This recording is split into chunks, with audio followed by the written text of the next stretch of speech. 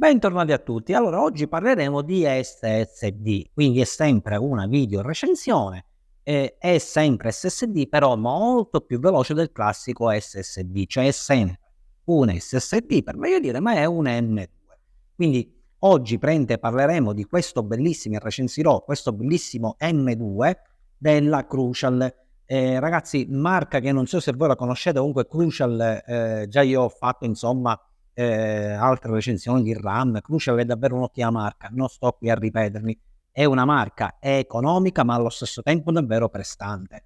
Questo M2 della Crucial è un PCI 4.0 e in 500 giga come taglio, quindi il taglio che si trova normalmente nei computer, anzi addirittura molti computer, soprattutto i notebook, escono ora con soli 256 giga. Ovviamente è troppo poco perché il grande spazio se lo piglia il sistema operativo, quindi il taglio da 500, questo qui lo trovo davvero perfetto. Guardate a quanto arriva la velocità, è 4,7 mega al secondo, quindi è, per intenderci, una decina di volte più veloce dei classici SSD non meccanici, quindi per questo vi dico io, è davvero prestante. Passate tutti agli M2, ovviamente scheda madre permettendo, perché l'M2 magari può avere qualche problema di controllere con le schede madri, ovviamente che non intanto deve avere lo slottino alla scheda madre per M2, dopodiché deve essere compatibile con la scheda madre. Quindi in questo caso all'interno per esempio di questa confezione noi troveremo ovviamente soltanto l'M2 che è proprio piccolissimo, quindi proprio peso nemmeno al PC non ne può portare mai, perché come potete vedere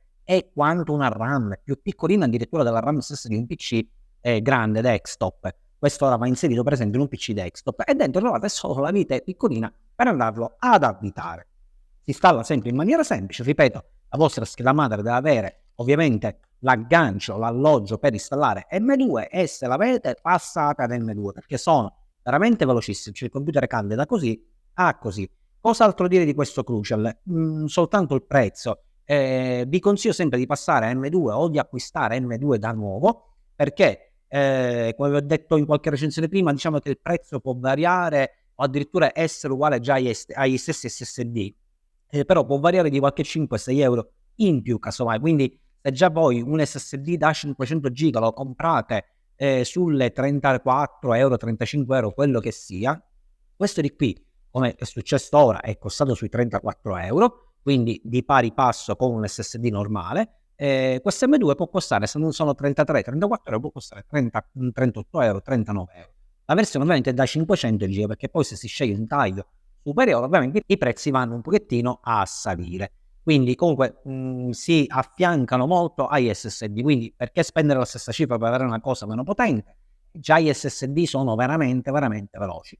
Passate, mi raccomando, ad M2 e soprattutto se volete una qualità prezzo, un prezzo soprattutto economico e grande qualità e velocità, scegliete sempre Crucial. Ciao a tutti!